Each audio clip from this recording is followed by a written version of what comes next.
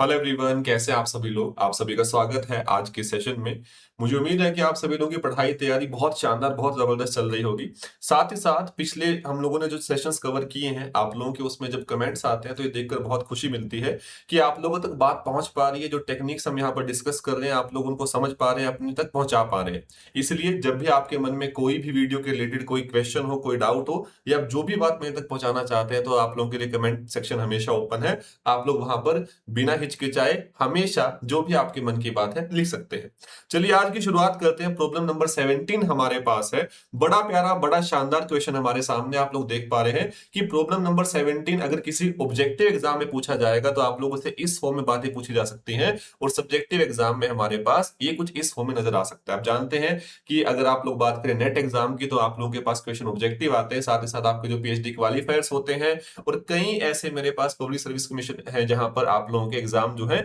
वो subjective form में भी लिए जाते हैं। तो वहां पर क्वेश्चन कोई इस फॉर्म में आप लोगों को नजर आ सकता है। हमारा मेन मकसद यहां पर ये देखना नहीं है कि क्वेश्चन किस एग्जाम में आएगा, किस में नहीं आ सकता। मेन मकसद है कि अगर ऐसा कोई क्वेश्चन मेरे सामने आए तो हम उस क्वेश्चन को सोचते कैसे, इसके पीछे का जो मैथमेटिक्स हमें वो सीखना है और उस पर काम करना है, ताकि इससे मिलती जुलती बातें हमारे पास जब भी कहीं पूछी जाए तो हम लोग बहुत कंफर्टेबली वहां पर बातचीत कर पा रहे हो। चलिए क्वेश्चन की शुरुआत करते हैं। आप लोग जानते हैं कि हम लोगों ने एक बात हमेशा सीखी है कि जब भी मेरे सामने कोई क्वेश्चन आए तो सबसे पहला स्टेप हमारे पास ये होता है कि ये जान लो कि अगर आपको इस रास्ते पर निकलना है तो वो कौन सी चीजें हैं जो आप लोग साथ में लेकर चल रहे होंगे, यानी कि ऐसी वो कौन सी बातें हैं जो हमें गिवन है, जिनका यूज आपको जब भी आवश्यकता पड़े आप कर सकते हैं। सबसे पहले क्वेश्चन में मुझे गिवन है कि f एक ऐसा फंक्शन है जहां पर f ट्रिपल डैश x मेरे पास कॉन्टिन्यूअस आता है। अब f ट्रिपल डैश x मेरे पास कॉन्टिन्यूअस आने का मतलब क्या है कि इस फंक्शन का f डैश एग्जिस्ट किया होगा, f डबल डैश एग्जिस्ट किया होगा, और f ट्रिपल डैश एग्जिस्ट किया होगा, और साथ है मेरे पास f ट्रिपल डैश x मेरे पास कॉन्टिन्यूअस भी आता है। तो क्या इसका सीधा सीधा मतलब मेरे पास ये है कि मैं इसको अगर लिखना चाहूं कि f मेरे पास एक C3 फंक्शन है, मैं ऐसा कह सकता हूं। ये बात पकड़ में आनी चाहिए। साथ में हमारे पास ये बात गिवन है कि f मेरे पास एक C3 फंक्शन है, और मुझे प्रूफ क्या करना है, मुझे प्रूफ करना है कि हमारे पास, अगर मैं इसको मान लीजिए an बोल देता हूं, इसको मैं अगर an बोल देता हूं, तो हमारे पास टारगेट है कि मुझे समेशन an को एक कन्वर्जेंट सीरीज हमारे पास शो करना है ना।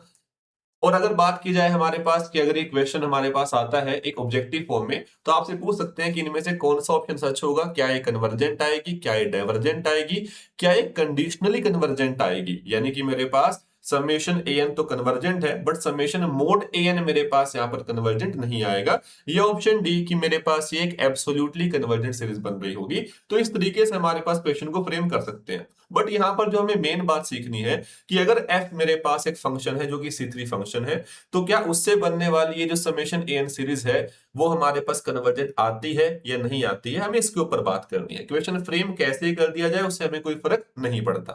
अब हम इस क्वेश्चन को अप्रोच कैसे करेंगे। हम लोगों ने एक बात बहुत सलीके से साथ में सीखी है कि जब भी हमारे पास FC3 टाइप का कुछ गिवन हो और फंक्शन के बारे में ज्यादा जानकारी हमारे पास ना हो, तो हमें हमेशा याद आना चाहिए कि हमारे पास एक बड़ी शानदार सी थ्योरम है। आई होप सभी लोगों के मन में उसका नाम आने लग गया होगा। जिन्होंने लास्ट सेशंस बहुत तसल्ली से देखे तुरंत उनको ये बात याद आएगी कि FC3 में गिवन होने का मतलब है कि आप लोग यहाँ पर कहीं ना कहीं टेलर्स थ्योरम की ओर इशारा होता हुआ देख पा रहे होंगे। टेलर्स थ्योरम हमारे पास क्या कहती है, मैंने बहुत सारी वीडियोस में साथ में टेलर्स थ्योरम को कवर किया है बहुत डिटेल में आप लोगों के साथ। तो आज हम लोग उसको बहुत हल्का सा देखेंगे कि इस क्वेश्चन में कैसे यूज करना है, और सीधा हमारे पास आगे बढ़ जाएंगे। सिंपल सी बात हमारे पास कि जब भी f हमारे पास एक Cn+1 फंक्शन मुझे गिवन हो, Cn भी कह सकते हो, Cn+1 भी आमतौर पर बुक्स में लिखा हुआ आप लोगों को मिल जाता है। मेरे पास अगर f एक Cn+1 फंक्शन है in a neighbourhood containing 0 and x, क्योंकि मेरे पास इस क्वेश्चन में मेरा जो मेन फोकस है वो 0 एंड x इस इंटरवल में रहने वाला है। अगर f मेरे पास Cn+1 फंक्शन है in a neighbourhood containing 0 and x, in a neighbourhood containing 0 and x, तो हम लोग हमेशा f ऑफ x को लिख पाएंगे हमारे पास एक polynomial summation k is equal to 0 to n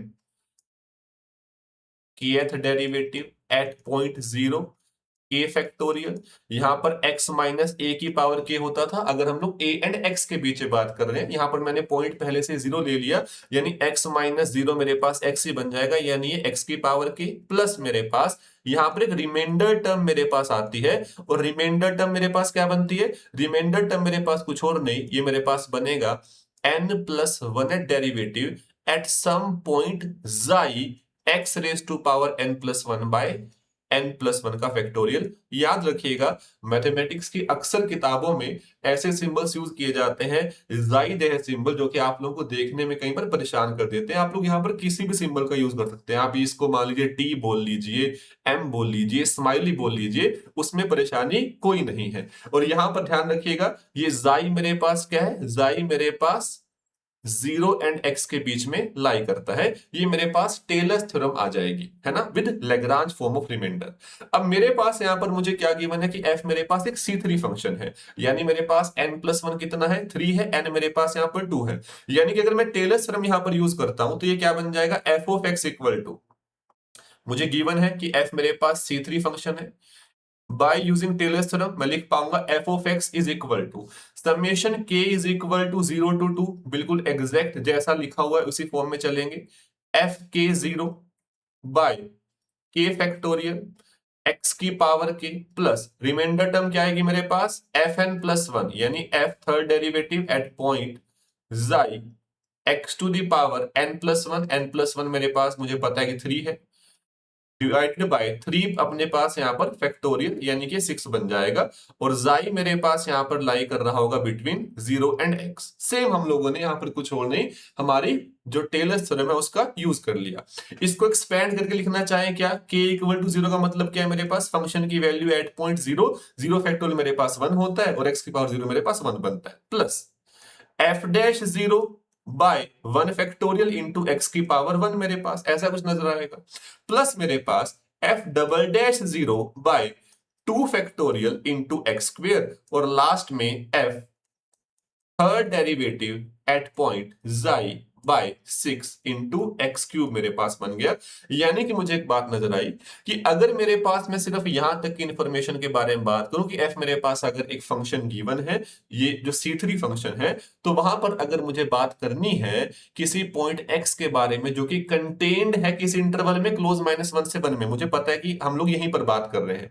तो मैं हमेशा f ऑफ x को इस फॉर्म में लिख पाऊंगा, जहां पर xi मेरे पास क्या आएगा, xi मेरे पास 0 एंड x के बीच में लाई करता है। अब ध्यान दीजिएगा, हमारे पास यहां पर जब मैं बात करता हूं f ऑफ 1 बाय n की and f of -1 by n की, क्या ये मेरे पास 0 एंड 1 के बीच में लाई करेंगे, बिल्कुल n इक्वल टू 1 पे 1 आ जाएगा, देन n इक्वल 2 पर 1 बाय 2, n इक्वल 3 पर 1 बाय 3, एंड ऐसे नेगेटिव में -1 -हाफ -1 बाय 3 ऐसे मेरे पास चल रहा होगा। तो यहां पर एक बात गौर कीजिएगा कि अगर मेरे पास यहां पर मैं x equal to 1 by n की वैल्यू निकालना चाहता हूं, x equal to 1 by n, हमारे पास हम यहां पर स्टेप 3 पर मूव कर रहे हैं, स्टेप 2 में हम लोगों ने कुछ और नहीं किया, टेलर्स थ्योरम को अप्लाई कर दिया। अब अगर मैं x equal to 1 by n put कर देता हूं मेरे पास f ऑफ x में, तो क्या बन जाएगा, f of 1 by n is equal to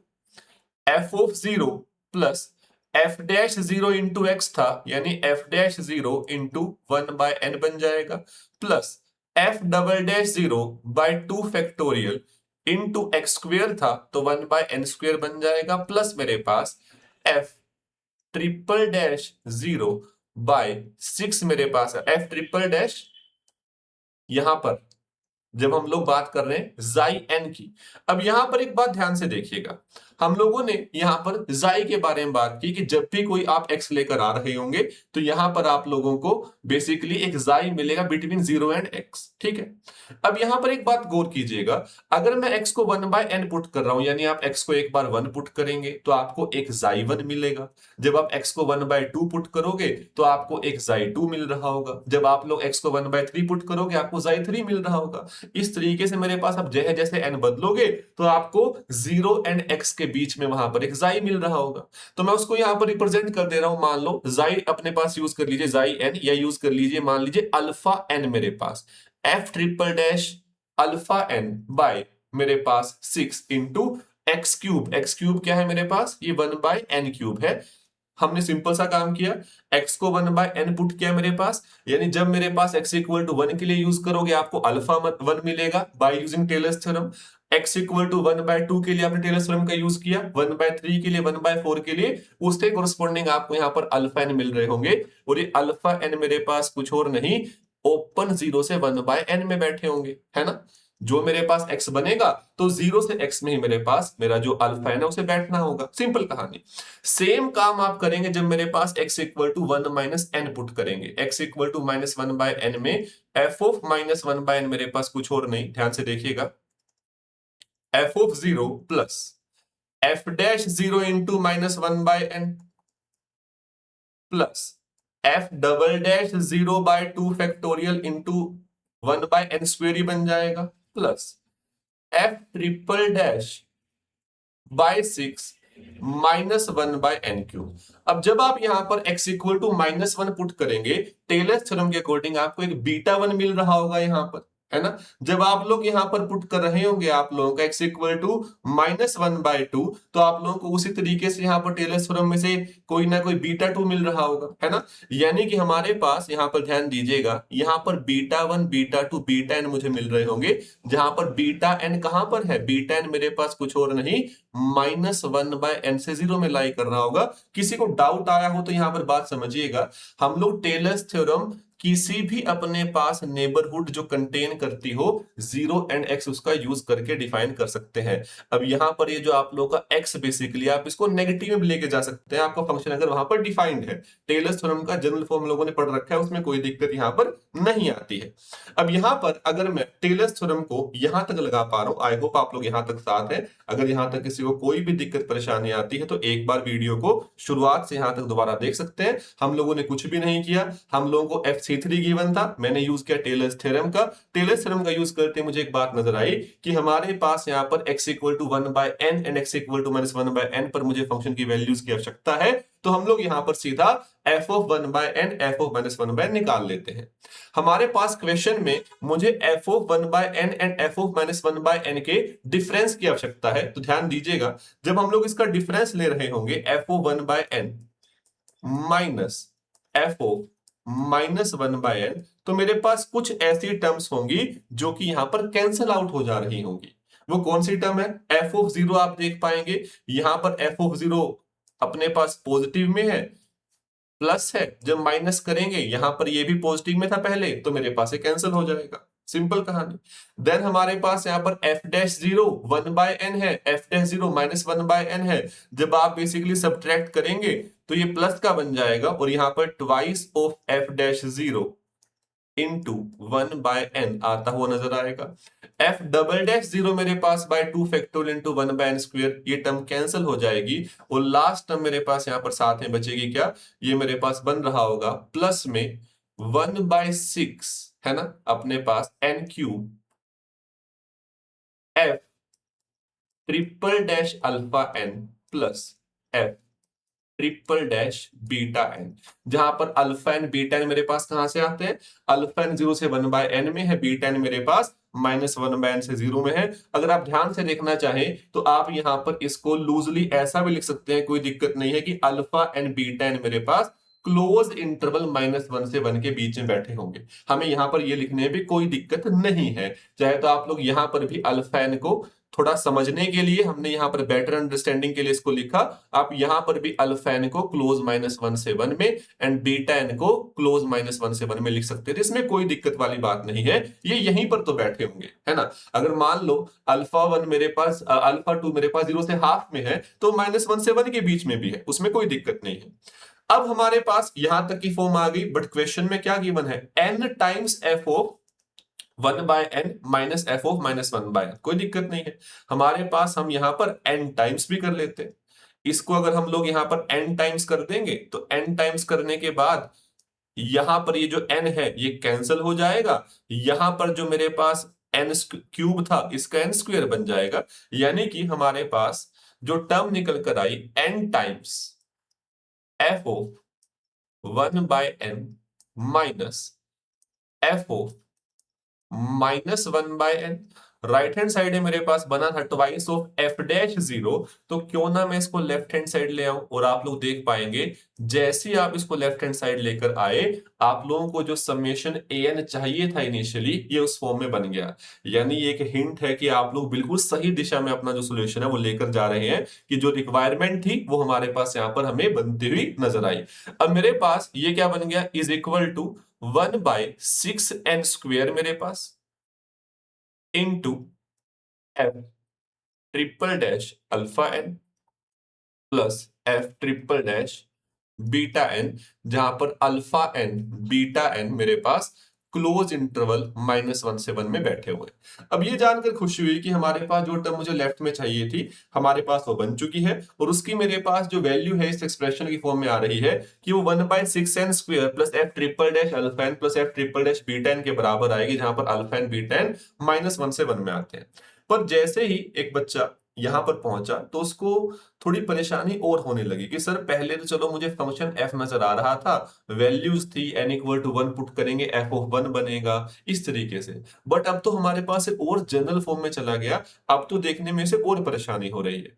बस थोड़ा सा धैर्य बनाए रखना है ना, हम लोग वही सीख रहे हैं यहाँ पर कि यहां तक अगर सॉल्यूशन को लेकर आगे तब आगे कैसे बढ़ा जाए। आप लोग ये चीज महसूस करेंगे कि जब हमारे पास नेट के एग्जाम में पार्ट सी का क्वेश्चन आता है जहां पर 4 ऑप्शंस होते हैं, ऑप्शन ए है, ऑप्शन बी है, ऑप्शन सी है, ऑप्शन डी है।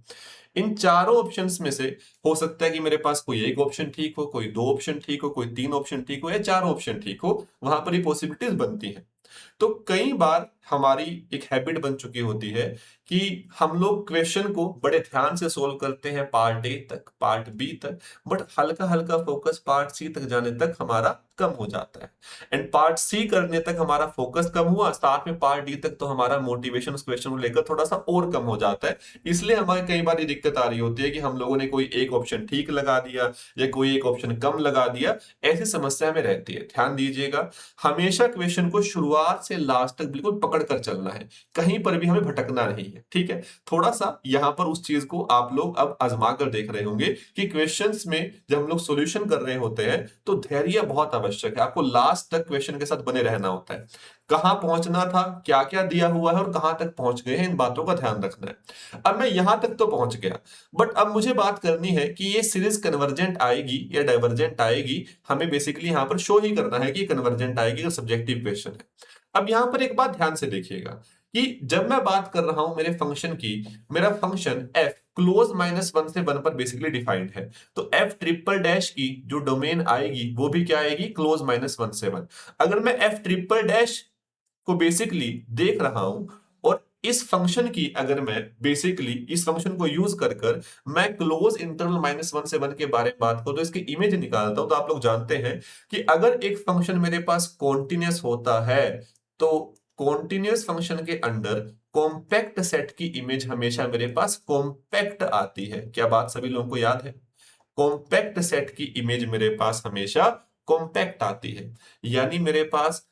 आपका जो एफ ट्रिपल डैश है इसका जो रेंज सेट आएगा वो मेरे पास एक कॉम्पैक्ट सेट आ रहा होगा, हाँ या ना? एक नॉन एम्प्टी कॉम्पैक्ट सेट अगर मेरे पास है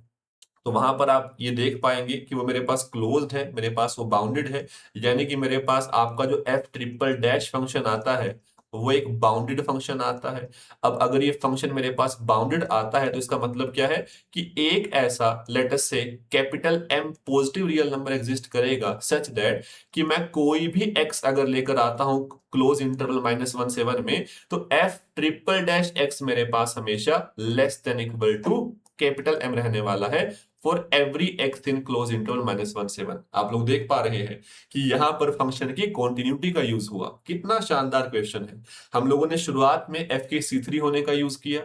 फिर हम लोगों ने बीच में टेलर्स थ्योरम बेसिकली यूज की उसी का यूज करके। अब हम लोग वापस आ रहे हैं फंक्शन की कॉन्टिन्यूटी का यूज कर रहे हैं ये शो करने के लिए कि आपकी जो ये एफ ट्रिपल डैश है इसका जो रेंज सेट आएगा वो मेरे पास कॉम्पैक्ट आएगा, यानी ये फंक्शन मेरे पास बाउंडेड आएगा। और ये एक ऐसा इंपॉर्टेंट स्टेप है कि इसके बाद अब क्वेश्चन खत्म होने जा रहा है। हमारा स्टेप 5 इस क्वेश्चन के सॉल्यूशन में लास्ट स्टेप रहेगा। क्यों? ध्यान दीजिएगा, हमारे पास अगर मैं समेशन an के बारे में बात करता हूं सीधा, तो मैं मोड an लेकर चलता हूं। मोड an आप लोग देख पा रहे हैं, मोड an मेरे पास कुछ और नहीं, ये मेरे पास मेरी an टर्म है, तो मोड an इसका हमारे पास बेसिकली मोड हमें लेना है।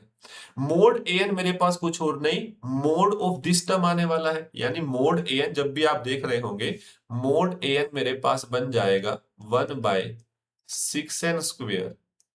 f triple dash alpha n।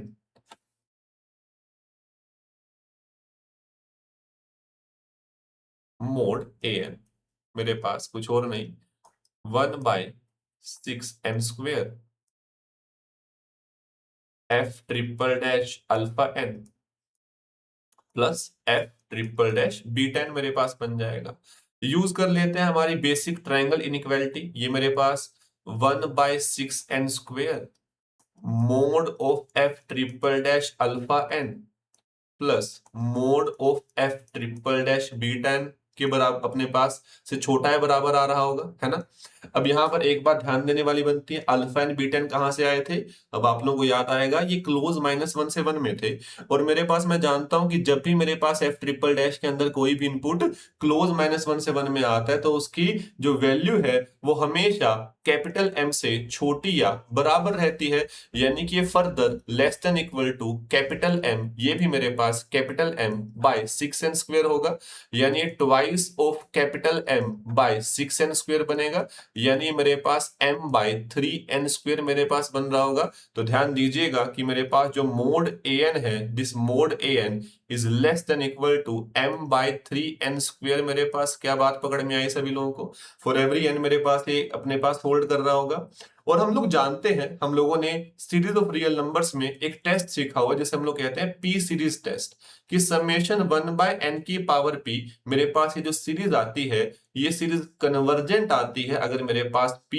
1 से बड़ा हो, और मेरे पास ये सीरीज डाइवर्जेंट आती है अगर मेरा p less than equal to 1 हमारे पास आ रहा हो, है ना। अब मेरे पास जब मैं बात करता हूं समेशन 1/n² की, समेशन 1/n² कन्वर्जेंट है, इसका मतलब है समेशन m/3n² भी मेरे पास एक कन्वर्जेंट सीरीज आती है। अब ये सीरीज कन्वर्जेंट है तो आप लोगों को याद आएगा एक और टेस्ट जिसे हम लोग कहते हैं डायरेक्ट कंपैरिजन टेस्ट, कि मेरे पास अगर summation an and summation bn है ना, मेरे पास series of positive real numbers आती हैं, अगर an less than equal to bn है मेरे पास फॉर एवरी n, अगर समेशन bn कन्वर्जेंट है तो समेशन an भी कन्वर्जेंट आएगा। अब समेशन मोड an मेरे पास यहाँ पे पॉजिटिव रियल नंबर्स ही आ रहे होंगे, हाँ या ना। समेशन m/3n² मेरे पास कन्वर्जेंट आ गई, इसका मतलब क्या है, बाय